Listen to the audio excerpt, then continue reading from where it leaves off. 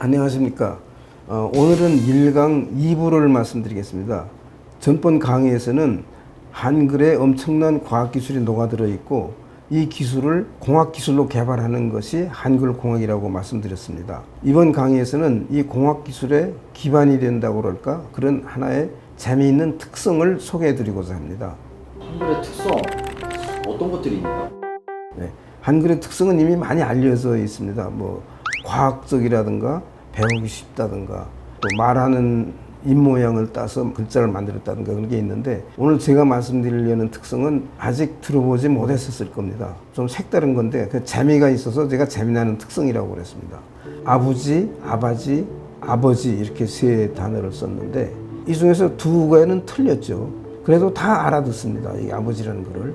그런데 영어를 보면은 밑에 father의 그 스펠링 하나하나를 바꿔가면서 썼어요. 그 밑에 father의 제일 첫 자 F자를 P자로 바꿨어요. 그러니까 path가 되고 그러면서 father의 A자를 E로 고치고 이렇게 쭉 하나씩 고쳐봤는데 이 중에 하나라도 보고 이거는 father를 잘못 쓴 거구나 이렇게 생각할 사람은 하나도 없어요. 근데 한글은 아까도 얘기했지만 틀려도 알아듣고 영어는 한자만 틀려도 몰라듣는 거거든요. 이게 한글이 그만큼 틀려도 좋다는 그 융통성이 있다는 겁니다. 이게 상당히 재미나는 특성이에요. 그러니까 아버지를 아버지라고 들으면은 우리나라 사람들은 알아듣지만 외국에서 이제 파더라고 하면은 F로 시작해서 단어를 나열을 해야 되는데 P로 시작해서 나열하면은 못 알아듣는다. 예. 또 발음해도 못 알아. 파더라고 그러면 못 알아들어요. 네. 이것은 영어나 한글의 특징 때문에 나오는 거는 사실 아니에요. 이거는 한글은 소리를 표기하고 영어는 철자법을 표기하기 때문에 그런 겁니다. 그래서 이 한글의 융통성은 소리를 표기한다는 데서 나오는 겁니다. 그렇게 알아듣는 것도 그렇지만 검색하는 것도 그렇습니다. 제가 그 전에 글을 쓰려고 그 부처님의 이름 시달타 그 스펠링을 몰라서 찾아보려고 구글에다가 대충 이렇게 발음대로 써서 찾아보려 했더니 찾을 수가 없어요. 그 스펠이 탁 맞지 않으면 뜨지를 않습니다. 검색이 안 돼요. 예. 네. 스펠링이 틀리면은. 그래서 할 수 없이 한글로 시달타 이래가지고 네이버에다 검색을 했더니 나오더라고요. 소리는 대충 써서 넣으면 나오는데 영어는 스펠링을 꼭 맞히지 않으면 안 나오는 거예요. 한글은 진짜 융통성이 있네요. 그렇죠. 그게 이제 소리를 표기하는 게 그만큼 융통성이 있는 겁니다. 그래서 그 한글이 갖는 이 융통성, 이게 재미나는 특성이라고 제가 소개를 했습니다.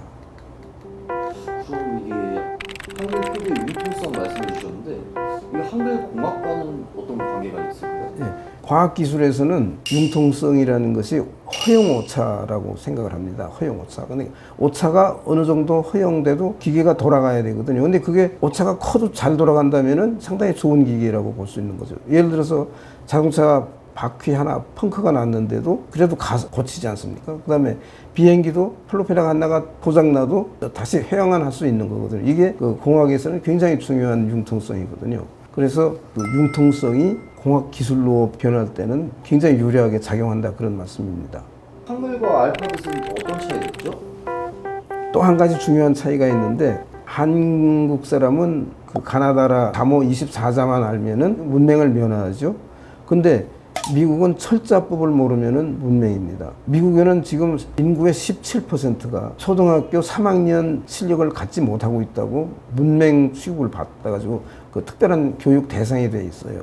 근데 이 사람들 중에는 말 잘하는 사람들도 있거든요. 근데 아무리 말을 잘해도 철자법으로 올려놓지 못하면은 문자 생활을 못하는 거예요. 근데 한글은 24자 자모만 배우고 나면 그 자리에서 좋은 글을 쓰고 한글과 알파벳의 차이예요. 한글은 소리를 쓰기 때문에 글자만 배우면 소리를 묘사하는데 미국 사람들은 자기네들이 말을 하면서도 그 말을 스펠링으로 옮겨 놓지 못하면 기록을 못하는 거죠. 그래서 이게 아주 중요한 한글과 알파벳의 차이점입니다. 끝내기 전에 한 가지 재미나는 얘기가 있는데 1992년에 미국 부통령 댄 퀘일이라는 사람이 있었어요. 현직 부통령이었어요. 근데 그 다음 대통령으로 아주 유력한 후보자였는데 이 사람이 좀 무식하다는 평이 있어가지고 이제 초등학교 시찰을 나갔다가 맞춤법 시험을 보는 한 학생한테 가가지고 포테이토라고 썼는데 그 끝에다가 이를 하나 탁 붙여줬어요. 이게 너 틀리니까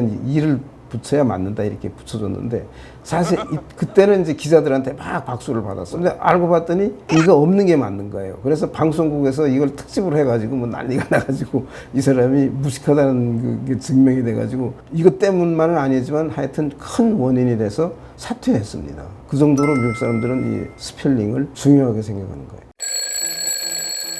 한글은 소리를 표기하는 글자고 알파벳은 소리를 표기하지 못하고 단어를 표기하는 단어 표기의 글자입니다.